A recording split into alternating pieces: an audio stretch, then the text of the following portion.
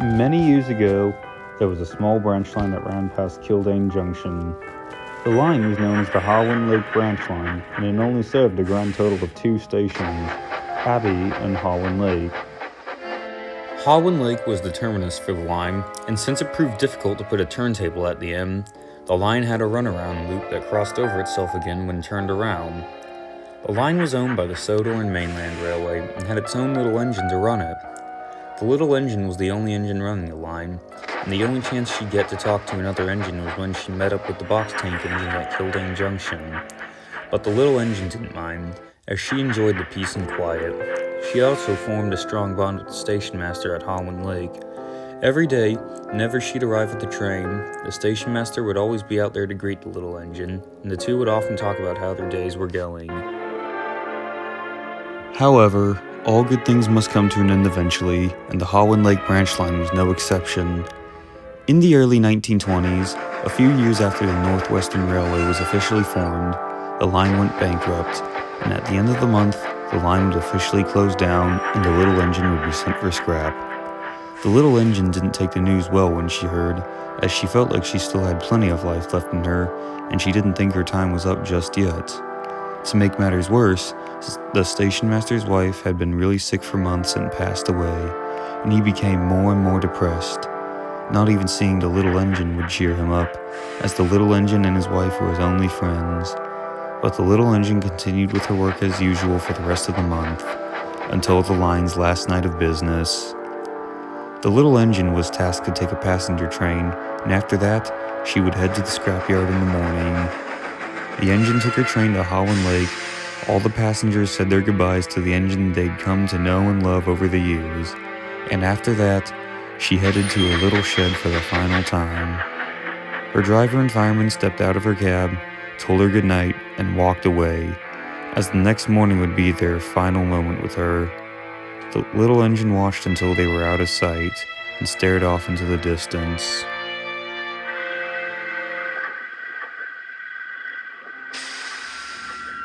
No one exactly knows what happened next, but somehow the little engine was able to move on her own and puff out of her shed.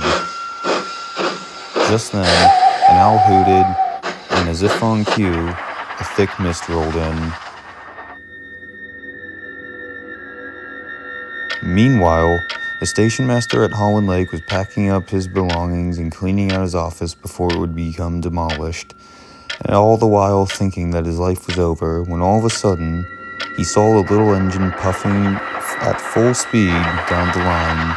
The little engine didn't take any notice of the station master and continued to charge down the line at full speed towards Shen Valley. Then, she let out an ear-piercing loud whistle, followed by a deadly scream that could be heard from miles away.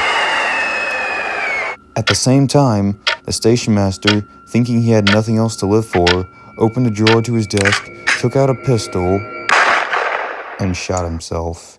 And then, everything was dead silent. That was the last anyone ever saw of the little engine. After that, the railway board decided to leave the line alone and not tear it up. Everything was abandoned, and the little engine was quickly forgotten about. As for the station master, his body was discovered the following morning and a funeral was held for him. However, on some nights, whenever an owl hoots and the thick mist rolls in, there have been several rumors about some unsettling noises on that old line. Rumors about hearing an engine's fast chuffing and a loud whistle, followed by a loud shrieking scream and a gunshot that echoes throughout miles and miles away. Since then, the line has been abandoned, until one day several decades later, when the Fat Controller decided to reopen the line and extend it up to the aluminum works at Peel Godred so the railway would be able to access it. The Fat Controller had put Donald and Douglas in charge of restoring the line, including delivering supplies and helping with the extension. One night, Douglas had to take a supply train up the line to the viaduct. The workmen had finished restoring and repairing the viaduct that afternoon, and all they had to do now was lay the rails. Though he couldn't explain why, Douglas felt very uneasy traveling up that line at night. Douglas then turned onto the branch line and felt very nervous, jumping at even the slightest of sounds. An owl suddenly hooted, and a dense fog hung in the air. and it made it very difficult for the Scottish engine to see. But having a headlamp helped a little bit. Just then, Douglas noticed something in the distance. Driver, stop, Said Douglas. there's something on that tree. Douglas stopped, and he and his crew saw an amber lamp hanging from a limb. That's strange. Said Douglas's driver. What's that doing there? You think they would have told us about the lamp before we came down this line? Added the fireman. The Scottish twin puffed a little further up the line.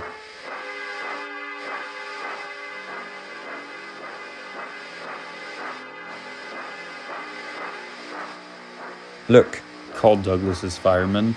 a red signal on closed crossing gates. Something isn't right. I don't want to stay here any longer. Cried Douglas. Nor do I, Letty. Said the driver. But we need to deliver this to the viaduct tonight. Fat controller's orders. Just then, the signal dropped and the crossing gates slowly creaked open. Douglas jumped, but he knew he had to continue. Nothing else happened on the trip up the line until they reached the viaduct. As Douglas was getting ready to stop, it happened. One moment he was on the track, the next he had a snag in the rails and shut his eyes. The Scottish twin slowly opened one eye, only to find himself dangling dangerously close to the edge of the viaduct. One of the rails wasn't secured properly. Oh God, help! Cried Douglas. We'll go and get help. Said Douglas's crew. Don't go anywhere. Oh, very funny. Said Douglas. As if I can. The driver and fireman ran to the nearest signal box to find help. Douglas was all alone. The mist was thick, and everything was quiet. Suddenly, an owl hooted, and a strong gust of wind rolled by, taking the Scottish engine completely by surprise. But that wasn't the worst part. Just then, Douglas thought he could hear an engine puffing at full speed, with a sudden loud whistle, followed by the loudest scream Douglas had ever heard in his life, followed by a gunshot.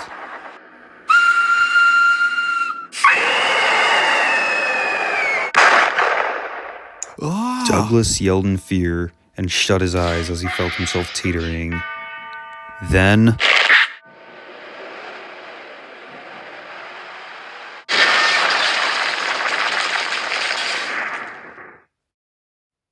when Douglas woke up, he found himself being pulled on a flatbed and immediately panicked. Whoa, Douglas, calm down, it's just me. Said a voice. The voice belonged to Edward, who had come to take Douglas to the works. Edward, what happened? The Scottish engine asked. You're in a coma at the bottom of the viaduct. Said Edward. The workmen had to extend the crane arm to get you out. Edward then noticed Douglas looked pale. All right, Douglas? Edward asked. You look like you've seen a ghost. The Scottish twin explained what had happened. A sudden chill went down Edward's funnel. Well, there's an old legend about that branch line. Edward said. And Edward explained to Douglas the story of the little engine that used to run the line.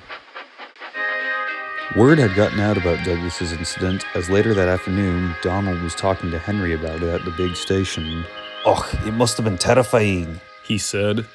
Rubbish. Scoffed Henry. Douglas was probably just hearing things. If your brother is scared of a little old branch line, then they need to do a lot more than only fix his physical state. At that point, the guard blew his whistle and Henry left the station, leaving a rather offended Donald behind. Later, Henry was resting at the sheds when the Fat Controller pulled up in his car.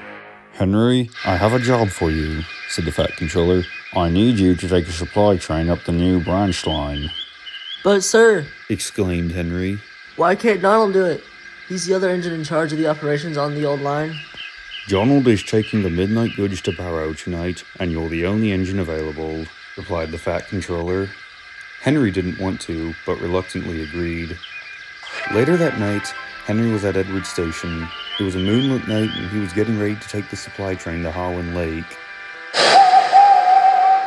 Whenever that owl hoots, a mist trolls in, Murmured Edward. There's a legend that when the mist's about, there's a ghost about too. Take care on the old line, Henry. Stuff and nonsense. Henry snorted. First Douglas, now you, Edward. I swear, everyone has lost their minds. Well, Douglas seems pretty shaken up. Said Edward. Plus, there are some tales about abnormal events happening on that branch line. Just be on your guard, Henry. As soon as Henry's train was ready, he puffed away. Take care. Called Edward. stupid bird," said Henry. Soon, Henry made his way up the old branch line. "Owls, mist, ghosts. He scoffed. Edward's going soft in the broiler. There is no mist." But Henry was wrong.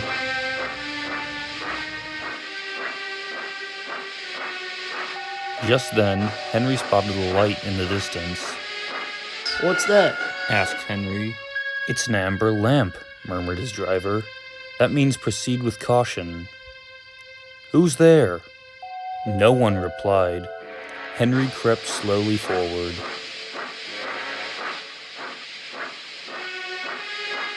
He stopped by a tree. It had a sign nailed to it that read, "Beware of the viaduct." Henry's crew was surprised. "No one warned us about that before, and look, the signal is red, and the crossing gates are closed. And there's a Faulkman's coat.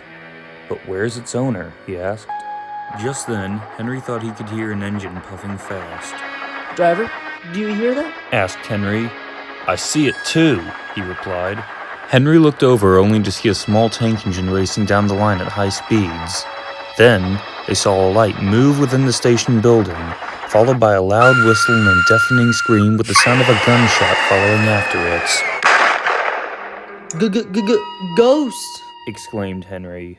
"Edward was right." "Something very strange is happening," said his driver. "I think it's best we go back." "So do I." Agreed Henry. You didn't have to tell Henry twice, as once his driver put him in reverse, Henry raced backwards down the old line until he reached the safety of the main line. By morning, the mist had cleared. A workman was talking to Henry's driver about the unsafe viaduct. "Lucky you didn't cross it last night," he said. "Yes, but we don't know who warned us," replied Henry's driver. Edward and Gordon were also in the yards nearby. "How was last night, Henry?" Asked Edward. "Disturbing. Replied Henry. I witnessed something that I do not wish to ever see again." Gordon overheard and thought it was a great joke. "First the rain, then an elephant, now an old branch line. Honestly, Henry," laughed Gordon, "is there anything on earth you aren't afraid of?" "Oh, shut up, Gordon. Snapped Henry. I swear to God there was something on that line." "Ooh, beware the ghost," Gordon teased. Edward shushed him instantly. Henry took no notice and puffed away. Later that day, Henry's driver spoke to him. "The viaduct has been repaired," he said. "We can take our train back along the old line tonight." Henry really didn't want to. "Why us, though? Why can't another engine do it instead?" Asked Henry. "Plus, isn't the flying kipper due tonight?" "Because this is supposed to be your job," said his driver. "Plus, the fat controller sent James to take it for us." Just then, the fireman walked up. "The foreman also told me there's something wrong with the runaround at the top station," he said. "So you'll have to push your train up there, Henry." Henry did not like this. "How could this night get any worse?" he asked. But when nightfall came, he was sizzling nicely. Suddenly, an owl hooted, and Gordon thundered by. "Beware the ghost, Henry," teased Gordon. "It'll get you if you're not careful." The trucks noticed this. "Oh, look, Henry's spooked," said a truck. "Shut up! Snapped Henry. I'm not scared." But he was.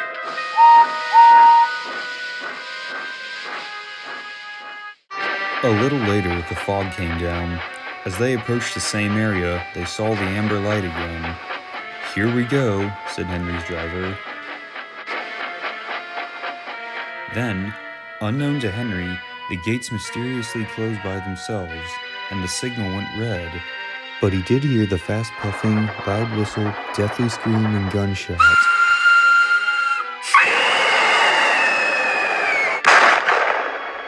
The trucks had seen and heard everything, and they were spooked. "Faster! Faster! There's a ghost about!" they cried.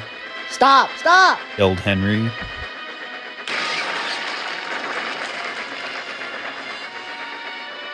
A mysterious figure watched Henry go by. Ahead was a landslide blocking the line.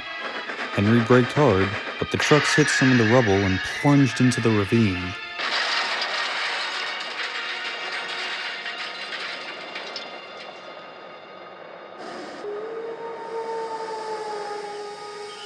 Just then, Henry's crew saw a strange sight coming towards them. "What's that?" the driver asked. The fireman laughed. "That's our ghost. It's Old Bailey the Fogman," he said. Old Bailey was very cross. "I tried to warn you about the viaduct. Why didn't you pay attention?" he asked. "We're sorry," replied the driver. "You gave us a bit of a fright. Is there anything we can do to thank you and to apologize?" "Well, I'd like to operate that old station," he said. "If you let me, I promise I'll try not to spook Henry again." The three men laughed, although Henry didn't think it was funny. And in a little while, Old Bailey's wish was granted. Soon, Holland Lake Station was restored and reopened to the public, and Old Bailey was praised and promoted as station master for all his hard work. "You and your station will be really useful," said the Fat Controller. "Let's hear a hearty thank you to the friendliest ghost on the island." Everyone cheered, but something still felt off to Henry. Although he couldn't explain why, he thought he saw someone watching the grand opening from a distance in a cold and menacing way. A few days later, when the ceremony was over, Henry spoke to Old Bailey about it, as well as the other supernatural occurrences he had witnessed. Old Bailey sighed and told Henry the full story of the branch line. "And the whole reason I wanted to operate the old station was because I thought if it was open to the public again, the former station master and the little engine would be able to move on," he said. "But I guess I've only made things worse." And I'm sorry to say that Old Bailey was right. Over the next couple of months, many people reported the sounds of fast shuffling, the loud whistle, and the deadly screams of the little engine, and a loud gunshot that sounded like it came from inside the station. Police were sent to investigate, but found no traces of a suicide or a train crash. Eventually, the Fat Controller spoke with Old Bailey, and the two men agreed that it would be best if the station was demolished. And in less than a day, the two men were true to their word. Holland Lake Station was no more. And after that, there were no more reports of gunshots or deadly screams. Many believe that the little engine and the station master have been able to move on, while others say that they are still lingering around the area where Holland Lake Station used to be. And what about Old Bailey? He became a porter at the new Peel Gadrid station when the extension was complete, and he enjoys his new job, but will never forget his short-lived experience at Holland Lake. Douglas eventually returned from the works, and he and Henry often talk about the old line, but they both have come to a realization that the Holland Lake branch line should have been left alone from the very start.